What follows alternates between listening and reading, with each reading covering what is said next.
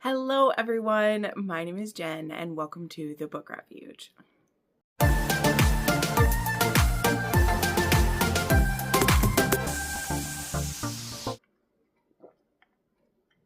You guys, I made a dirty soda at home. Yes, this is not a latte. This is so freaking good right now. Okay, so I finally found the Diet Dr. Pepper coconut cream. Okay, I've been wanting to try this for literally 2 years, okay, because Big Sis loves this stuff, and I always see her buying cases of it, and I've never been able to find it, like really. Finally, I found it at Target on an end cap. Like, they didn't have it with the rest of the other Diet Dr. Pepper flavors, and so I finally found it. Then, at Aldi's, I bought their coconut cream coffee creamer, and so I made a dirty soda at home. Yes, this is a red grapefruit container. It makes a wonderful jar, okay? This may be my favorite version of a dirty soda. Like, the coconut cream just blends, and it's so good. Oh, the other one I want to try is that I do also have the Coke Zero, well, it might not be the Coke Zero. I think it's Diet Coke Lime, and I want to try that with coconut cream too. But I started with that one. It's so good. Anyway, hello and welcome to another weekly wrap-up, okay? So today I think we have week 22. Sorry, my hair is a little frizzy. I should have put a little bit of stuff in it, but if you saw my last video, you'll know I did get my hair cut, and it is still in the post-glow after getting it cut, and I also haven't tried styling it really myself yet. We're just going off of the hopes and the prayers that the stylist did for me. But I love it so much. My head is so much lighter. I had hair literally down to my butt. I cut off 8 inches, and you still like can't really see the ends of my hair unless I go like this. And I love it. I also had done the fresh violet coloring, which, yes, I know it always makes it look dark red, but it is purple is the hair dye. It just, like, you can only tell it's purple usually for the first 2 washes. And then it just becomes this deep red, which I'm okay with. I've accepted it in my life, okay? But anyway, it's been a wonderful week. I'm also very, very excited because the same day that this goes up for the public, I was on a podcast with a wonderful, wonderful man named Sylvan, and the podcast is The Long Game, which is a heated rivalry podcast, and we talked all about fan fiction. It's part 1 of at least a 2-part interview and chat with him, and I can't wait for you guys to see it. So whether you love heated rivalry or not, definitely check it out if you're any of my fanfic friends, because I kind of educate Sylvan on what I know about fan fiction anyway, and how I got into reading it and everything. And it was so fun. I was so happy to be asked to be on it, like, because I'm a fan of their podcast, and I was commenting on all of their videos like a little stalker, and Sylvan asked if I would come on, and I have been waiting for the time that I could be on. Like, our schedules just weren't lining up. I mean, they're in the UK, and obviously I'm in Central Time in the USA, so it's quite a big time difference, but we made it work, and I can't wait for you guys to see it. So as soon as it goes up tomorrow, I will, when I remember to, link it in this video, but when I'm putting the video together, the link for it won't be available yet, so I won't be able to do that, but I'm so excited. It was so much fun. And yeah, so the first part of us that will come out tomorrow will just be kind of fan fiction as a whole and how I got into it. And then next week, all things work out well, we'll be a bit more focused on some actual recs and discussing Hall & Off fanfic. And I may have actually convinced him to start watching Off Campus. I don't know. But maybe. We'll see if he's interested in that and if they want to talk about that a bit at all. But anyway, it was so much fun. So I just wanted to plug that at the beginning because I really hope that like our audiences like each other, because I would definitely love to collab with him again, maybe have them on my channel somehow. I don't know how it would work because I'm definitely not as talented with all that stuff as they are, but I would like to try anyway because I adore them. They're wonderful. So let's start out though with the books we have to talk about. So I have 6 things to chat about this week, and where last week was very, dark romance heavy and wrapping up the Mafia Romance Readathon, this week was a little more of an average. I have some of contemporary, some fanfics, and a book that I read for Claire, as well as an erotic book that I read as well. So we got some good ones. So let's dive into those right now. So the first thing that I listened to was actually Flat Out by Tiffany Patterson, and I loved this book. I really did. I'll just tell you about it. I gave it 4.5 stars. It's a 2.5 on the spice scale, and it's one of those setups that just gets me going because it is an accidental pregnancy from a one-night stand, but then it's a slow burn after that. And that just was so good. And it also felt really different from other stuff I've read from Tiffany. This is an interracial romance. It is a Formula One romance, and the heroine is actually like, I don't fully know what her job was actually, but she works with charities and does kind of the behind the scenes stuff for that. I don't know what else to call it. I'm sorry. I didn't catch her name. But the point is in the beginning of the book, she ends up getting laid off. She happens to be in Vegas, has a one-night stand with Travis. Her name is Alicia. His name is Travis. And they have a one-night stand when he's there for a race. And then she discovers that she's pregnant.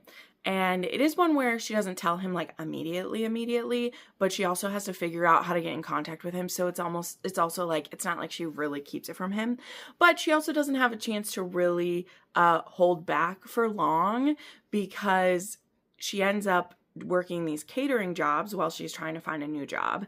And it happens to be an event where Travis is at. And when she ends up getting like sick during the event, Travis goes to he recognizes her and he goes to offer his aid, and then he discovers that she's pregnant, like while she's like sick, kind of. I can't remember if it's when they get to the doctor. That's what it is. He takes her to the doctor because she actually gets sick. She's not just getting like, pregnancy sick. Like she actually gets ill. And so he takes her to the doctor, and, the doctor, like, I don't think she's even had time to tell the doctor she's pregnant. And then everything like plays out how it does with like her then being like, yeah, it's you. You're the last person that I slept with. And we find out that he's really been resisting reaching out to her because he's really wanted to find her, but he's so busy with his career that he hasn't. But when he finds out she's pregnant, he's that kind of hero who's just like, well, whatever other plans I had, they're done for now because you're my gal. So we're gonna make it work. And I really kind of love that attitude in a hero. It's one of my favorites. So I really enjoyed how he reacted. Now, what else was cool is that the setting for this one was in Monaco, because that is where he's based for his racing. She ends up getting a job in France. And then so in the beginning, she lives in France and he lives in Monaco, but they're only like 30 minutes apart. And he is really, from the beginning, trying to convince her to like move in with him and like be with him. And she's kind of like, whoa, this is way too much. Like, slow your roll, slow down. But he just can't help it because he wants her to be a part of her and the baby's life. But she's just hesitant, not only because it's just a lot all at once, but also because of his job. So she was actually in a car accident with her parents. She's the only one who survived. She's actually raised by her uncle and his partner, who eventually, becomes her uncle too. So she's raised by her 2 uncles and her mom's brother. And so she is also wary of Travis because of his job and how easily things can go wrong. And this actually, a lot of what Travis does during this book too is talking about how safe it really is, and that it's so much, even though it seems more dangerous, it's much safer than other times where someone might be drunk and driving, which is what happened to her, like a drunk driver hit their car. But it's also, you know, fair of her to be like, well, but the opposite of that is that when it gets dangerous, it's extremely dangerous. You know, when things go badly, it's a catastrophe, you know? And I was bringing that up because I had seen in the news that there was actually this like 31-year-old, which that gives me the chills to my bones because I'm 33 and this 31-year-old father of two, he recently died, who was I believe Formula One racer, though it wasn't in an accident. It was, other issues that he had, but like he'd been sick with what he thought was a sinus infection, and it ended up being, you know, something more dangerous. They haven't fully released it. The word is they think it was probably like a blood clot or something that went to his brain or to his heart, because when you are young and healthy, as the doctor who I was listening to talk about it, is that it's usually your heart or your brain when you're young and healthy, because those are the things that when those systems get messed up. So anyway, I know that was a sidetrack to go down. I just mean that after having just read this book and how much I loved it, I then perked up when I heard that this racer had died, and so young and everything. But to be fair, did that really have anything to do with his racing? Probably not. So that's also a point to Alicia, is that, I mean, we can die doing anything. And again, like her parents weren't doing anything wrong. They got hit by a drunk driver. Whereas, you know, Travis races in a very controlled, safe space, for as safe as it can be, right? You know, it's not as dangerous as bull riding or something like that. So anyway, it was very interesting. The point being, I loved this book because, as well, of the slow burn. I love Tiffany Patterson's heroes. They're all very possessive and obsessive.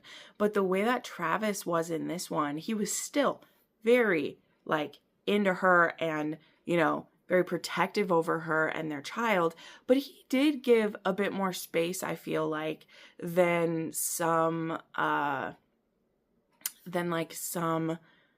of her other heroes have, where they're very controlling. But, you know, your feeling on that may vary, because he still does make some choices for her and kind of maybe trick her into certain opportunities that other people might say like, that was a bit much. And I was just kind of like, I love you, thinking about him. So, you know, different strokes for different folks. We get how it is. So anyway, as I said, gave that 4.5 stars, 2.5 on the spice scale. Really liked it. I like that it was a unique sport. I know a lot more people read racing ones. I've only read 3 or 4 racing romances. So maybe I should read a few more. I know I have a few on my shelves, particularly some from K.A. Knight. I have some from her. So maybe I should be getting into more of those. I don't know. You tell me. But then we had, tied for fave, because I did have another I really, really liked this week. But this is my favorite, like, already out book. Let's just say that. Because a couple of them, one of them was an arc and one of them was a fanfic. So not traditional in any way. But there was Maple and Moonlight by Daphne Elliott. And I am so glad. I almost didn't get the arc of the ALC of this one. Because I just am so behind on so much. But I truly like Daphne Elliott's books. I've had such a good time with them, and I really like the small town that's set up in this one and all the characters involved. So I was like, you know what? I'm gonna grab it and try to get to it soon. And I'm so glad I did, because this was 5 stars. And I think what tipped me into it was what the tropes were, which I'll tell you in a second. Because like I said, I was like, you know, I could just pass on this one, come back around to it later. But I'm glad I didn't wait, because once I get off on a series, I very rarely can catch back up. Okay, it's a fatal flaw, I know, but it's just really hard to catch back up these days to something. So I do think it was smart of me to just get to it. But the tropes for this one are a single mom with 3 kids who had an abusive spouse who's now in prison because she put him there. Okay. Now, when you first start it, you don't know fully what he did. You get the vibe he was abusive. She has a bit of PTSD, but this is a mom who, like, she is so into her kids. And so she moves closer to some of her family, but she also still stays in she goes to this small town where she gets a job as a, like, kindergarten or first grade teacher. It's a young teacher, and she has 3 kids. And her oldest, I believe, is 12. The middle is a son, and I think I can't remember if he's like 9 or 10. And then there's another little girl who I think is like only 5 or 6. Okay. So pretty close together, but there's 3 of them and it's girl, boy, girl.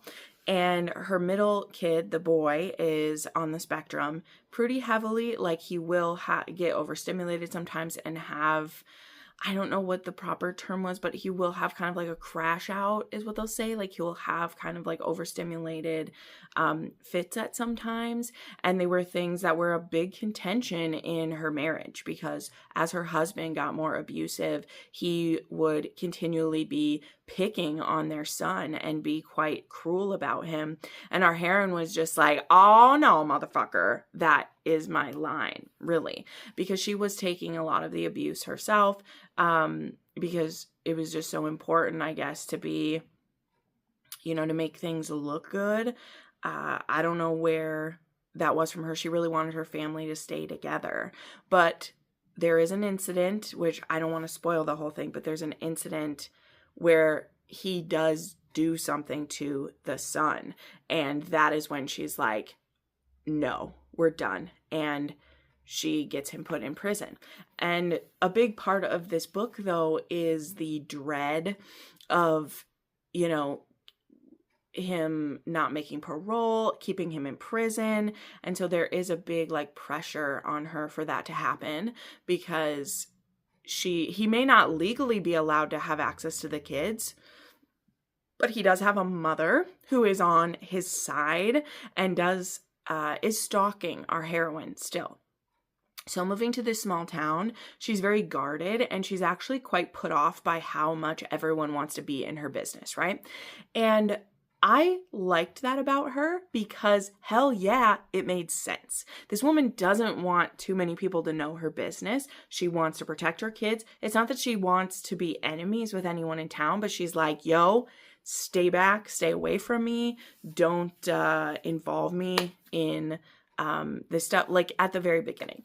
But she is renting a house from our hero. Let's talk about him, Josh, he is one of the cousins that we met in a previous book, if you read that, which I'm telling people, you don't have to start there if you don't want to, because someone will always ask me, should you start with the first book? Yeah, that's the one where it was a surprise pregnancy for the heroine the day that she's giving birth, right? So that was the first one. And this one was the heroine finding out she's pregnant as she's going into labor. It was I didn't know I was pregnant. And the hero is her paramedic, who she had a one-night stand with. And they both find out they're having a baby the same day. So I highly recommend that one. I've talked about that one, when that one came out. I loved it. So Josh is I think he's the oldest cousin, and he actually used to be in finance. And when his mother got sick, he came back and started running the family maple farm.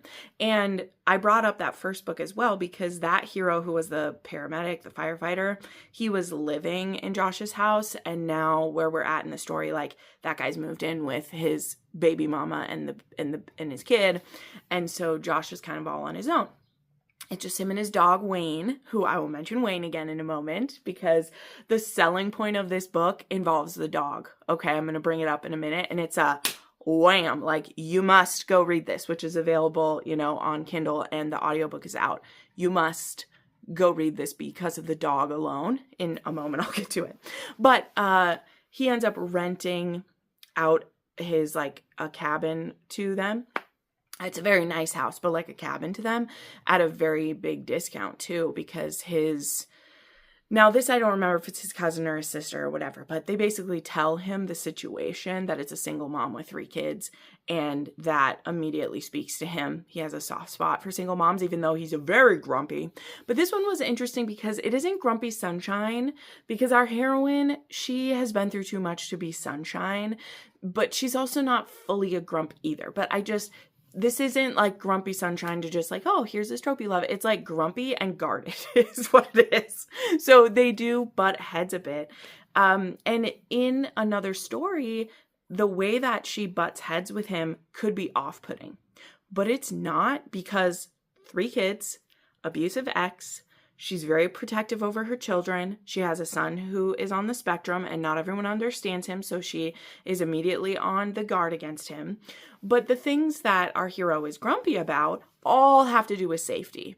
Everything that he and her kind of butt heads with has to do with safety, and him trying to explain that, like, I'm not trying to boss your kids around, but like, you're sweet. Like he loves her little boy. He loves her little boy pretty immediately, but he's curious and he wants to touch things and go places. And Josh is like, you are going to get hurt. And it's not that our heroine wants to be reckless, but she's had a husband who was very bossy and controlling of her kid. So you have Josh, who seems grumpy and mean, but he's like, little boy, you can't touch that thing. It could cut your hand off. And then you have the heroine being like, I'll make sure my son is safe. Don't you be telling him whatever. And you're like, woman, back off. But when you have the backstory that she had a husband who was cruel and mean to her son, and then you have this stranger who lives in pretty close proximity to them who's bossing him around, she gets protective. So anyway, I just wanted to lay that out, because the first couple times she does that, you're like, girl, he's looking out for your kid. But once she starts to open up more, you're like, it's not that she doesn't think he's right, that, she sees that there's danger, and it does stress her out that her kid will slip out of the house when she's trying to keep everything in line. And they are on a farm that has equipment he can't touch, and animals that come around. Like in the first series by her, there was a wild moose. This one, there is a bear. Literally named like Sally or something like that, who's always eating things around there. And so it's like, you can't just run around. But this is where Wayne comes in. Okay, this is where Wayne, our lovable dog, comes in. Okay, he is the star of the show, in my opinion. Okay, so this dog, he introduced himself to the kids basically right off the bat, Wayne the dog, and he's a big old pup. I did not catch what his breed was. In my head, he kind of looks like a wolfhound of some type, because he's a big dog, and I'll explain why we know that in a sec. But he immediately clicks, particularly with the little boy, and is very patient and kind with him. And Josh is kind of like, my dog doesn't let anybody pet him. He's not mean, but he like doesn't let anyone else pet him. He's very like, if you go to pet him, he'll like dodge it kind of dog. But he immediately loves these kids. Okay, and here's the scene that I will sell you on this book with. Okay, so it's the first day of school, right? And again, our heroine is the teacher and her 3 kids are in school. So we're all getting in the vehicle. I imagine a van, SUV, whatever. And the dog comes over from his master's house and sits behind her vehicle and won't move. And she's like, Wayne, you gotta go back. You gotta go back. And so she ends up like calling Josh, like, can you please come move Wayne? We need to get to school. We're going to be late. And he's like, well, did you say goodbye to him? And she's like, what are you talking? He's like, well, have the kid say goodbye to him. If he's doing that, it's because he wants you to say goodbye to him.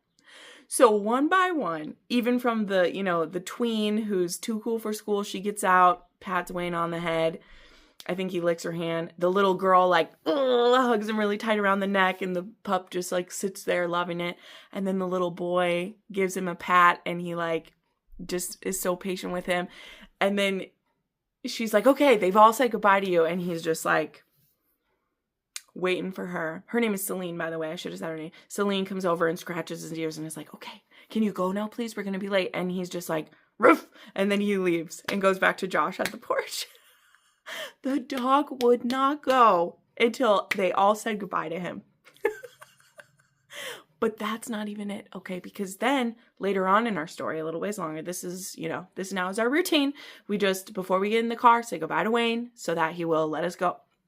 Well, then there's one morning where the oldest girl, the 12-year-old, she has the stomach flu. And whether or not you're like, cool, this or whatever, the mom is going to leave her home with her phone. And she's like, I'll come back at lunchtime, because she's just started her job. She doesn't know anyone in this town to like leave her little girl with or whatever.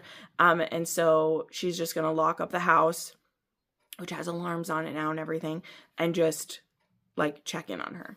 But when they go to get in the car, Wayne is like, well, where's my, like, and she's like, she's not here, Wayne, but we have to go. You have to move. And Wayne is just like, I can't leave without pats from my humans. And but the heroine's getting flustered and she's like, come get Wayne. And he's like, did you say goodbye to him? And she's like, Josh, I need you to come get Wayne. And he can tell from her voice that it's not a normal day. So he's like, okay, I'm coming. So he's there in just like 2 seconds. And he's like, well, where's the oldest girl? I can't remember her name. And she's like, well, she's not feeling well. And he's like, ah. So Wayne goes and waits by her door now and sits down because one of his humans didn't give him pets, didn't give him smooches, and he knows something's wrong. And so Josh is like, would you like me to check in on her? I'm not doing anything today. Let me and Wayne look out for the little girl. And she's like, that would be great, by the way. So then halfway through the day, Josh like sends her a picture of him like taking care of her and Wayne sitting right at the feet of her bed.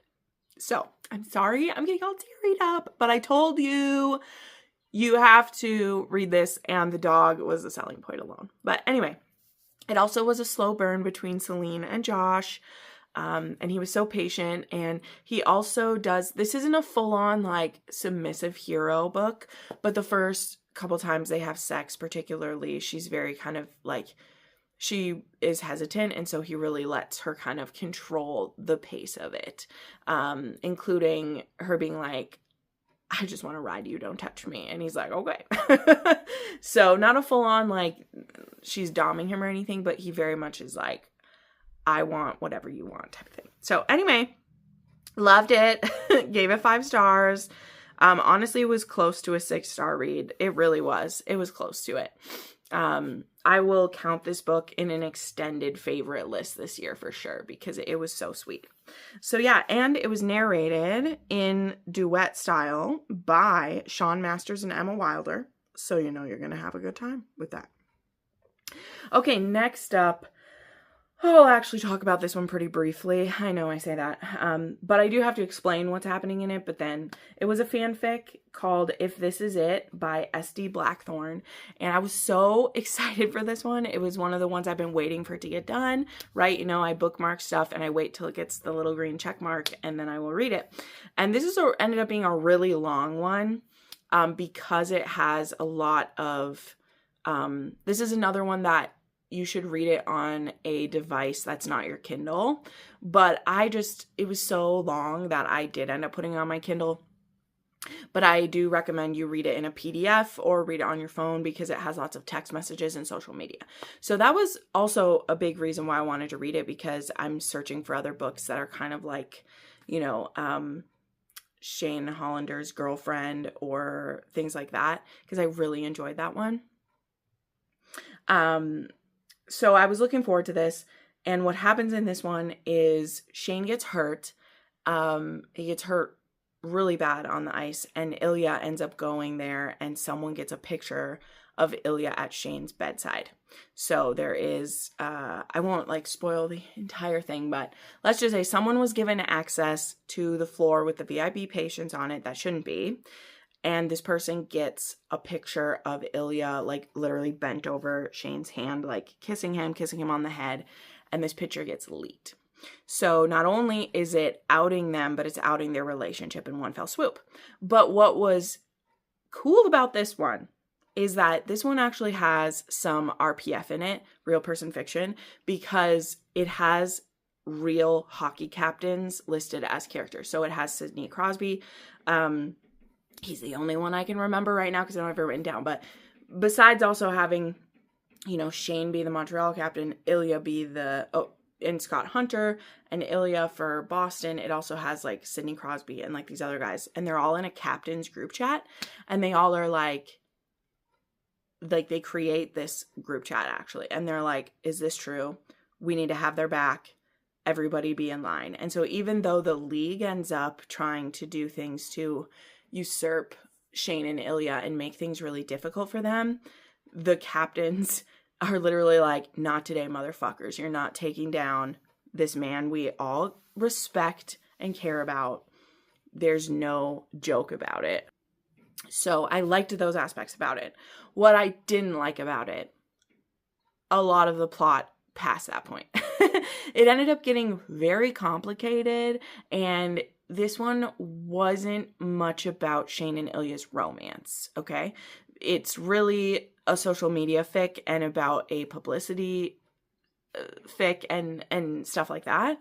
And it just ended up being kind of dull. And this one was taking me way too long to get through. And really the only reason I finished it, I'm being honest, because normally with one of these, like, I would DNF it, right? I'm not even really rating these fics for you guys.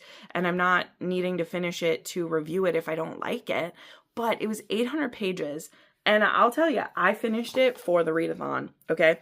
Because that fic was worth the most points of anything I read this month. Because it, you get a point for every page. And this is even a rounded down page total, okay?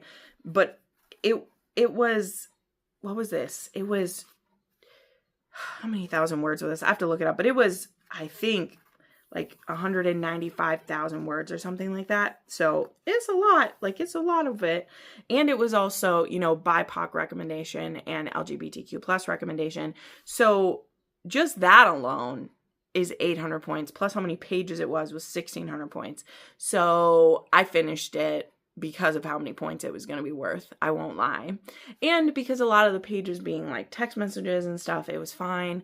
But it just wasn't my favorite. And I think it was cool, like I said, for the RPF involved in a way that wasn't like sexual or anything. Like, literally, Sidney Crosby puts messages in it and he releases a statement and he supports them. So it's like that kind of comments.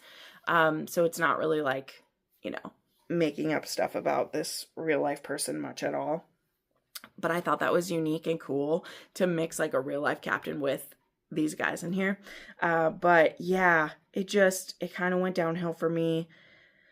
Where the beginning was strong, it was really long, and the court stuff involved, and then even after that, there was just all this other drama, and because it didn't really have the romance, so this was a clean fic as well. It was a not rated fic. There's no sex in it,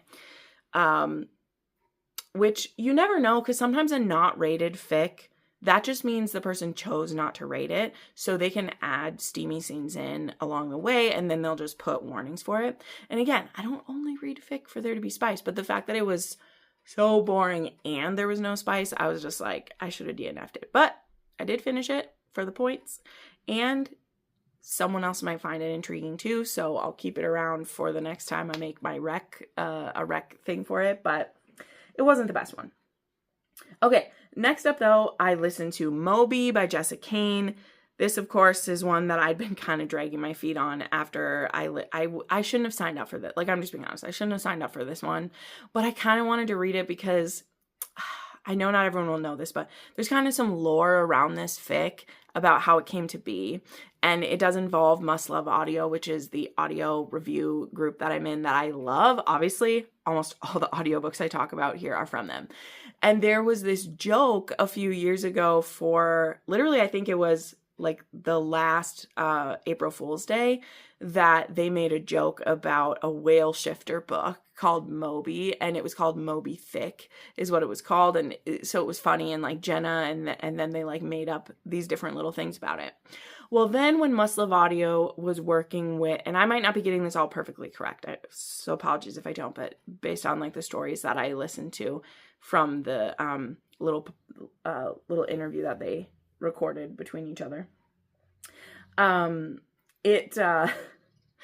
when they started working with Jessica Kane for some of the audiobooks that they produced, this joke came back up. And because Jessica Kane can do anything, okay, like truly respect for her, she wrote Moby and made it real. Okay, so it is a whale shifter romance. Okay, it's a curse that's put on this family that they are whales, except for one day they can turn human and they have to find their mate and get them to say they love them, and then they can stay human. And that is it. There's literally a sea witch who cursed them, and there's all these things. And so Darla is the heroine, and she is only 18, and she's a sweet virgin, of course, because that's what Jessica Kane does. And she's on vacation with her family, and she's out on a yacht in the beginning, dangling her feet in the water, and this whale comes up alongside and starts like literally making an eye at her, and like she's talking to this whale. And it turns out this whale that she's talking to about her problems is a whale shifter named Moby. So, and there you go. It's a thing. It's real. It happened. And he ends up deciding that he's going to do it. He's going to turn into a human now and have his 24-hour chance to make her fall in love with him. And sure. And then he fucks the virgin with his super big whale dick and blows his load all over her. And she's in love with him by the time the sun rises the next day. So it's exactly what you expect it to be. This one was just particularly ridiculous.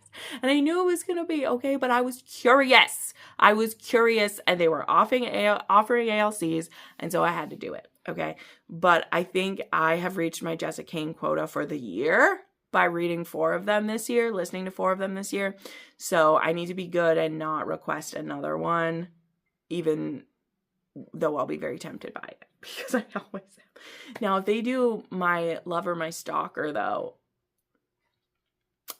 I might have to get that one, because I actually really like that fic a lot. So then I had as I mentioned, my story that was tied for a favorite this week.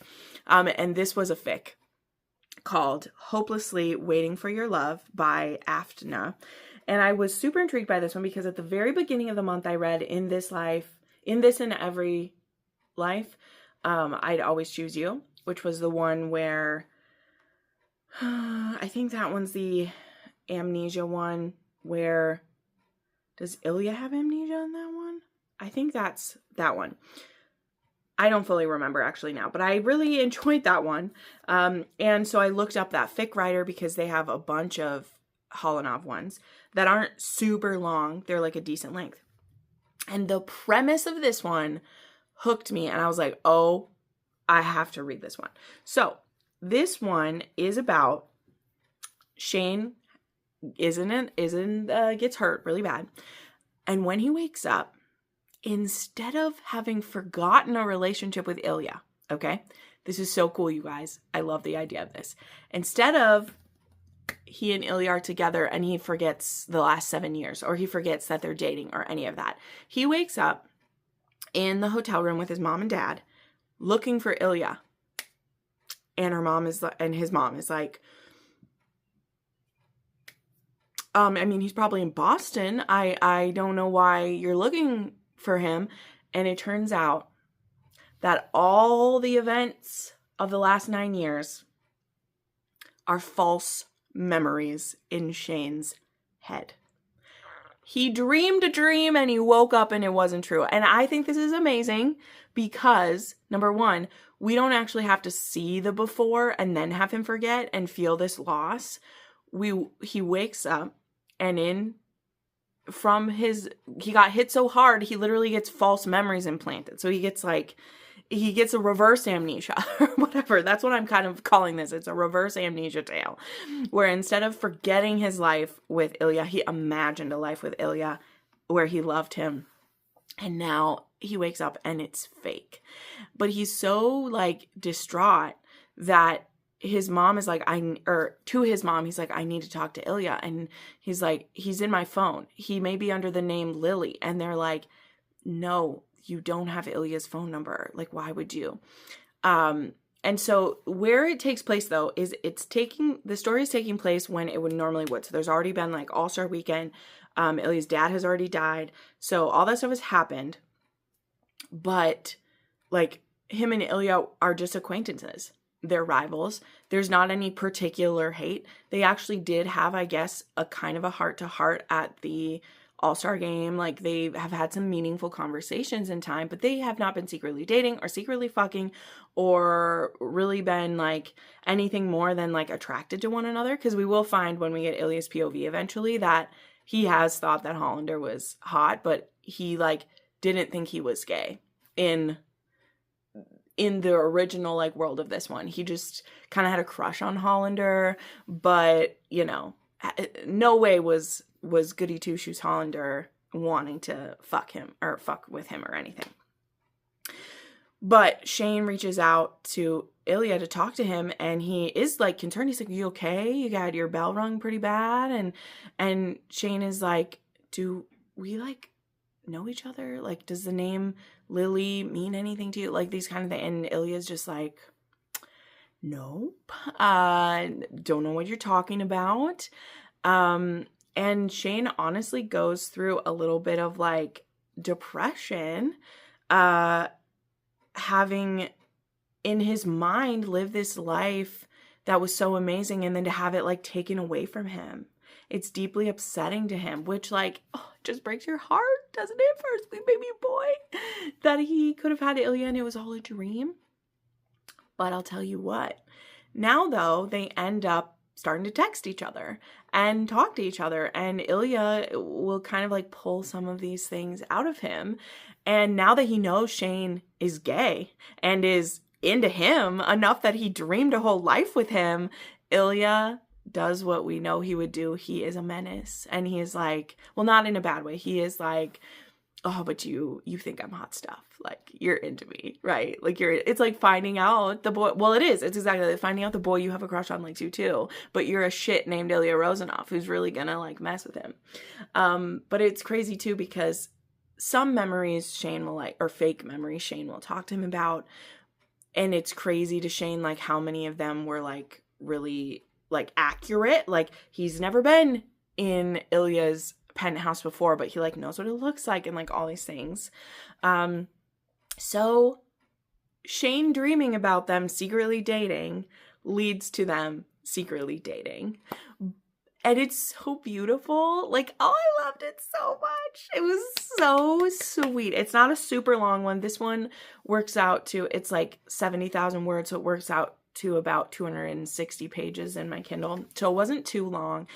And a few key moments that were really great, actually. The first time they have sex in their real timeline, Ilya is like super nervous.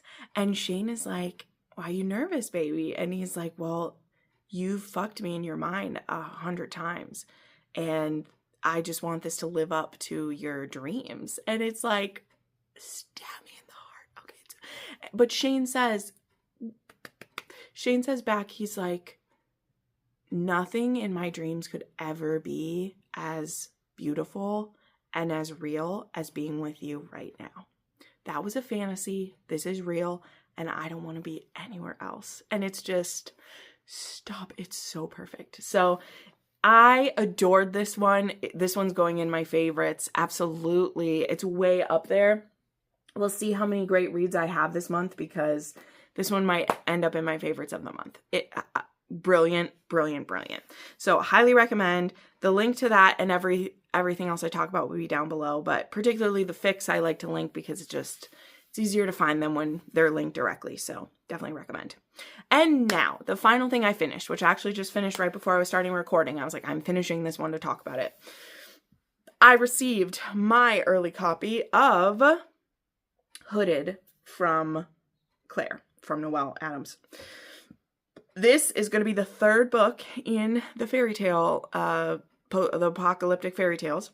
This one is a Red Riding Hood reimagined. Very loosely, I'll tell you how it fits in a moment. This one is set only 18 months to 2 years in the past. And then it does have an epilogue that skips quite a ways forward, which I actually need to talk to Noelle about because I have questions about some things that were in that epilogue. I have questions. But this one also takes place on the East Coast, kind of more up in the area. Well, I mean, I'll just tell you, up in the area where like Cole and Della and Brianna would be. So very interesting because we don't spend a lot of time in that area. Those are really the only stories that take place in that area so far, which by the way, she is commissioning a map this month that will hopefully come out around when Hooded does. So you'll be able to see where the sections are in, you know, the new United States and everything after this, like where the central cities and where Monument is and like where all these places are, which is cool. But in this story, which I know this one isn't going to be for everyone, so that'll be really interesting about who likes it. But our heroine had to turn to selling herself. Okay. That is where this starts out, is that she is she's a prostitute in the beginning. There is basically a brothel, which is called the pub, that her and some other men and women live at. And during the day, they have chores they have to do to take place. Then at night, there's like dinner time, and they serve the meals. And then the women and men who are living there have to pick one of the patrons who are there, who've paid to fuck someone. They have to pick one of them. Now they get to pick who it is, and they can, people get banned if they're rough, like all the things that a nice brothel would have. But let's be clear, that is what our heroine has had to do. She doesn't have any family. She is weaker. She's dainty. She she needs this safe place. And so she offers herself to people. And it's like 2 days a week that you have to be willing to fuck people, basically. And then all the rest, you can just be a server and you're taken care of. And the people, you might wonder, how are they paying for this? Well, you pay with goods and things like that. And so the people who want to stay there or want to be there for a meal and a fuck, they have to bring in something that can be used by the pub to continue the business. So definitely a barter system. People can bring in canned foods or baked goods or animal, like all those type of things. So kind of turns into that. But we have Jill, is her name, and she's Red Riding Hood because she has this one pretty red dress and some boots that she wears as her cute outfit. And then the hero in this story, his name is Cade, and he is the wolf in disguise. So we say he is someone called the Silver Wolf, which I don't want to explain like what he's doing or all that stuff because, this book is still based from coming out yet and I can't blow everything. But he is a regular at the pub who doesn't usually pay to fuck anyone, but he definitely has his eye on Jill, and she thinks he's really good looking. So she would really like to get to fuck him as someone that she gets to pick. And so one night, and this is the beginning of the story, she actually says to him, if you pay for a fuck, you can come to my room. And that is what it's called in the story. So just so you know, the service they do is called a fuck. So it's used a lot in here. But that is the first time that they do it then. And now this is it's a sex worker story. And I think the thing people, like, not everyone will love this is because she can't only be with Cole. That's not how it works. She can't just have one, or Cade. See, I'm going to want to say Cole because also, as I mentioned, like where this takes place at, and we know that Claire likes to pull in characters, which I feel really proud because having Cole show up in this book was my idea. It was my idea, which was very exciting. He probably would have ended up in it anyway, so it's not like I'm just some perfectly brilliant person, but knowing when it took place, she was like, I don't know who I can pull in. And I was like, well, I do. Obviously, Cole needs to show up looking for his brother. So, not that I'm the smartest person around, but I did feel smart when that's what she chose to do. So, if you're working for an author for so long, you hope some of the little nuggets you drop are good. I also suggested a piece of artwork that I hope she will commission, and hopefully that will show up too. But I just love it. I enjoyed this one a lot. Now, again, where was I going with this? I don't know that everyone will love this because there is, like, for a good part of the book, for most of it, there is, like, she's able to fuck Cade on the weekends, but during the week she still has to fuck someone else. And so we don't have to look at that. We don't have to, like, see it, but we know that it happens. And of course, it's eventually going to become kind of contentious in the novel because, he doesn't want her fucking anyone else, but she's like, well, but I have to. This is where I live. And unless you're taking me somewhere else, which I did mention, he's someone called the Wolf, which I won't explain what he's doing, but he's doing something. And he thinks it's too dangerous to take her away. And so she's like, well, I have to fuck to live. So if you're not taking me away, then you can't be a little bitch about when I have to do my job. So I'll leave that to those of you who might be interested or not. Now, I loved this because I actually do like reading sex worker romance. And I think this is a part of the story that hasn't been like visited before yet. Because a lot of, the threat of assault is always there in any dystopian setting for a woman. Like, it is the biggest threat that there is, right? That is the whole point of like the gang that Maria runs of women who are rescuing women from situations like that.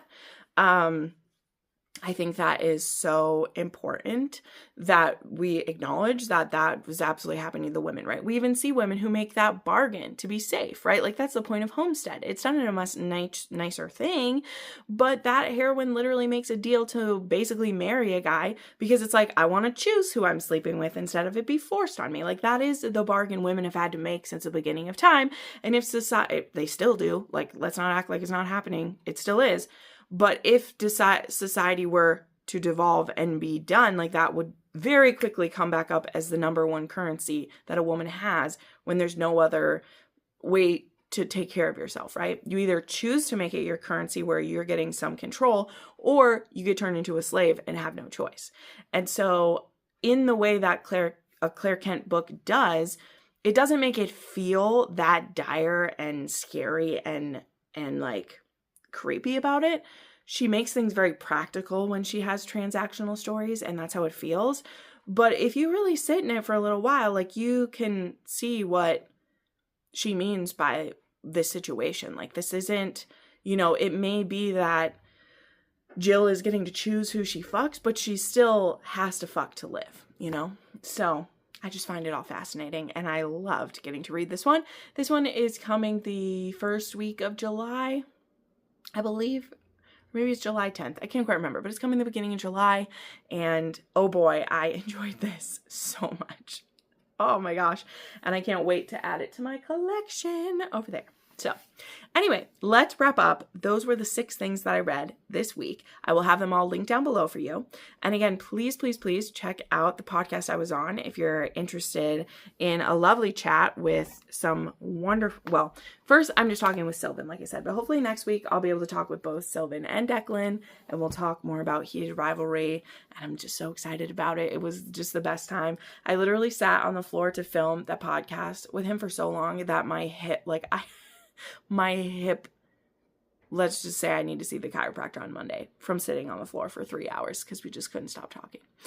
It was wonderful. So thank you so much for watching, friends. Thank you for help making it possible to do what I do here. And I will talk with you.